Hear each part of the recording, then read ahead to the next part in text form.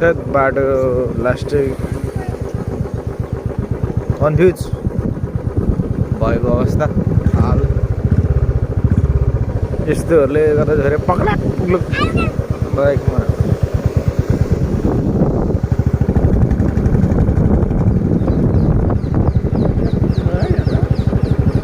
चिसो रहेछ हौ यहाँ त जङ्गलले गर्दा गयो रोशन दाइ आएन त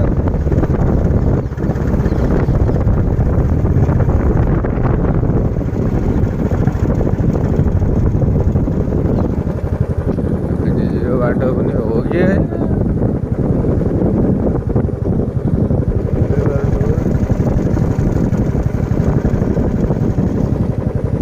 देख्न सक्नुहुन्छ हाम्रो यस च्यानलको ओनर मिस्टर गाउँले केटो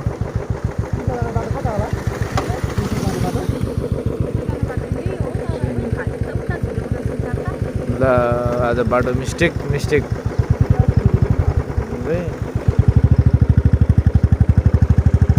आज बाटो मिस्टेक होला जस्तो छ गाइजहरू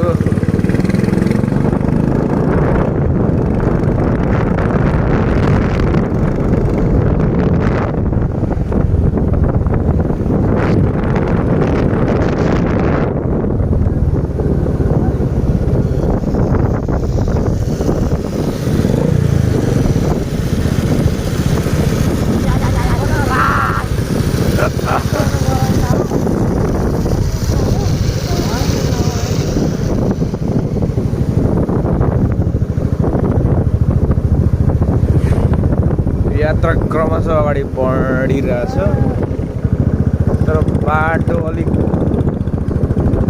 कन्फ्युज भएको जस्तो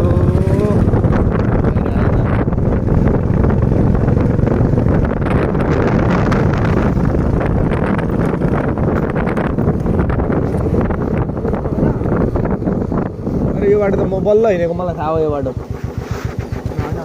अब चाहिँ आइपुग्नु यो बाटो अब मलाई चाहिँ थाहा भयो क्या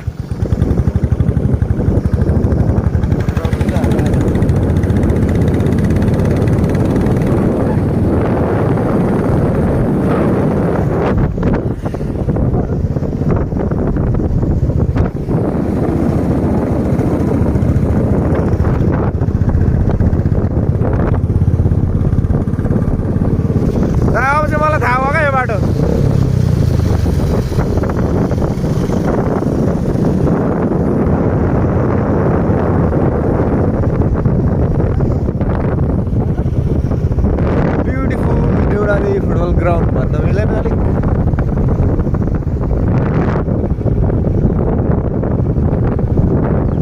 दसैँमा चाहिँ माहौल कम्प्लिट हुँदैछ त्यता जोडा पनि यता पिङ्कलमा गइरहेको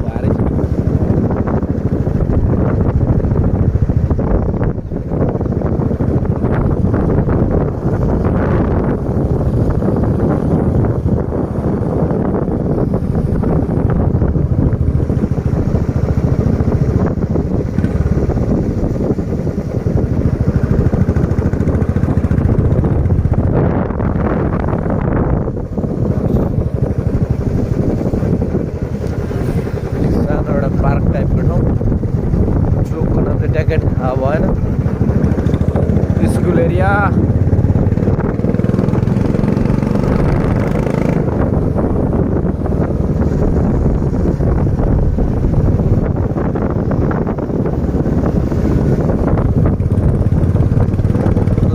लगभग हामी हिँडेको 6 घन्टाको आसपास भइसकेछ भोक कति लागिसक्यो अब हाम्रो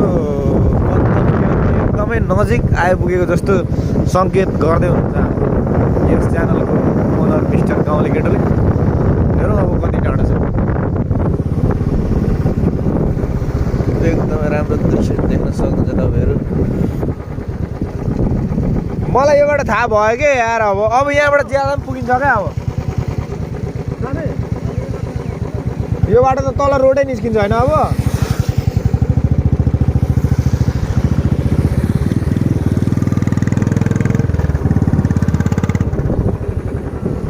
वाउ एकदमै स्किलफुल राइड हान्दै हुनुहुन्छ ल सञ्जीव केरुङको साथीहरू पनि एकदमै धेरै रहेछ यहाँनिर।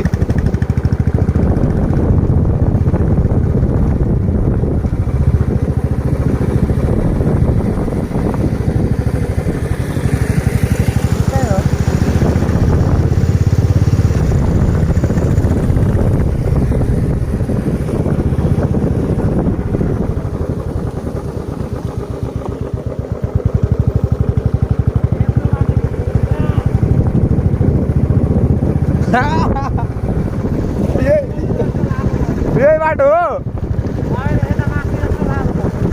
ए बिजोक बनाइसक्यो यार।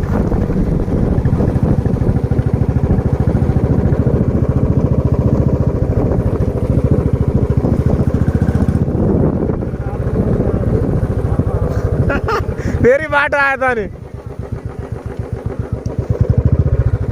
आज एकदमै गण्डाको हाम्रो बाटो देख्छु भनेर ल्याउने मान्छेले बाटो बिर्सेर चाहिँ हामीले पनि दुःख पाइरहेको छौँ यहाँनिर।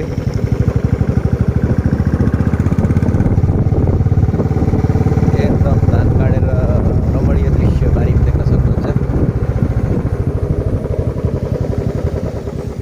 होइन यो त कुन खालको बाटो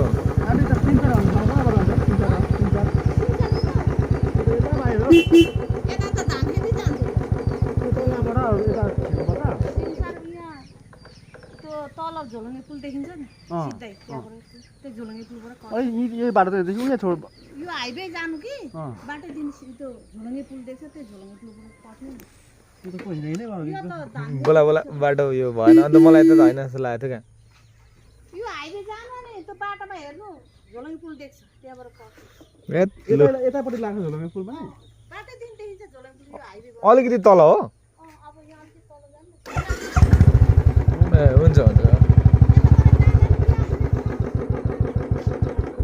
यता यता यता आउनु न। यो सिमसार सानो सिमसार जान्छ त्यो सानो सिमसारबाट सिधै तल जानु झोलङ्गे पुल देख्छ यो यो बाटो पनि जान्छ त्योबाट पनि जान्छ ए बाटो हो कि जान्छ हुन्छ खोलाइबाट जान्छ हुन्छ हुन्छ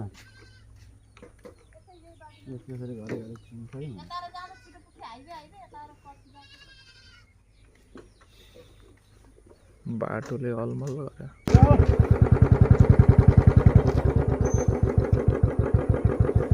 बाटो देख्ने मान्छे नै अलमल्लमा परेको अवस्था।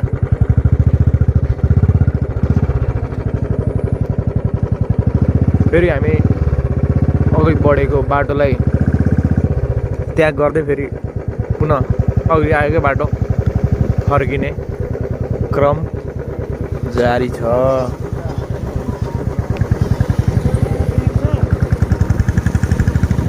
बाटो गयो बाटो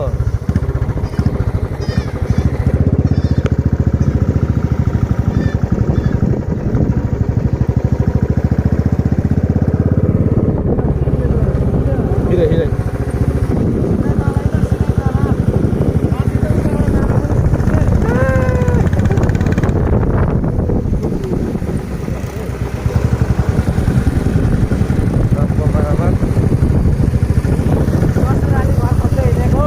ससुराली है ससुराली रोशन दाईको ससुराली ए रोशन दाईको अरे सन्जीवेको नि होइन सञ्जीव केरुङको ससुराली भेट्न आज हामीलाई निकै गाह्रो धेरै गाह्रो भयो। केटो एकचोटि डेटिङ बस्न आएछ राति आएको रहेछ योभन्दा 2 हप्ता अगाडि। अहिले बाटो बिर्सेर हैरान हैरान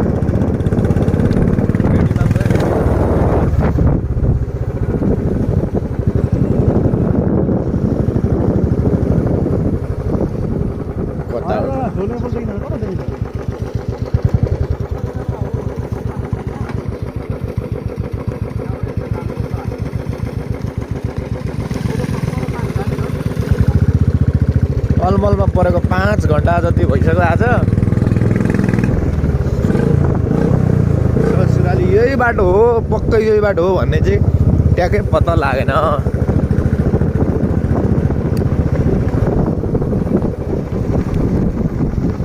अस्ति दसैँमा फेरि यहीँ पिङ खेलेको पनि भन्छ है सञ्जीव केरुङले फेरि।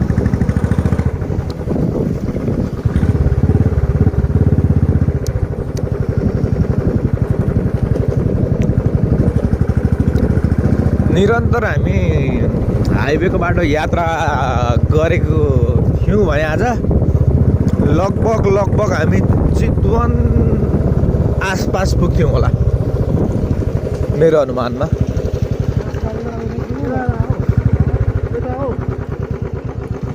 फेरि पनि बाटो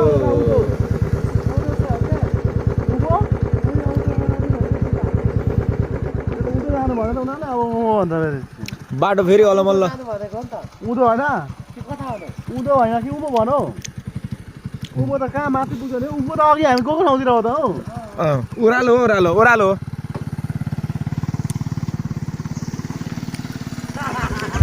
तपाईँहरूलाई चाहिँ म एउटा के अनुरोध दिन चाहन्छु भने ससुराली बनाउँदै हुनुहुन्छ भने यस्तो ठाउँमा ससुराली नबनाउनु होला। बाटो नै अलमल्ल हुने ठाउँमा ससुराली नबनाउनु होला। सिनहरू एकदमै राम्रो ऊपर एकदमै राम्रो ठाउँ रहेछ है, हेर्न सक्नुहुन्छ है होइन।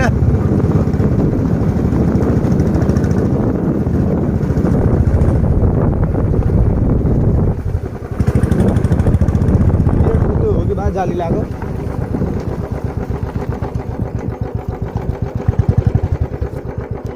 हट।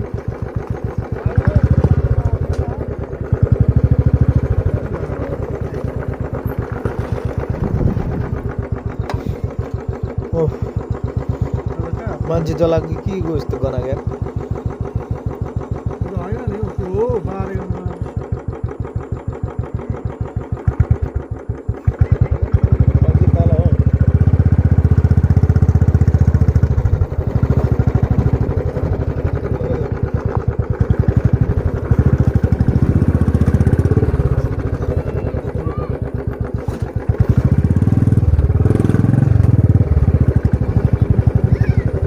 आज बाटो देख्ने चाहिँ यी दुई भाइ हुन्।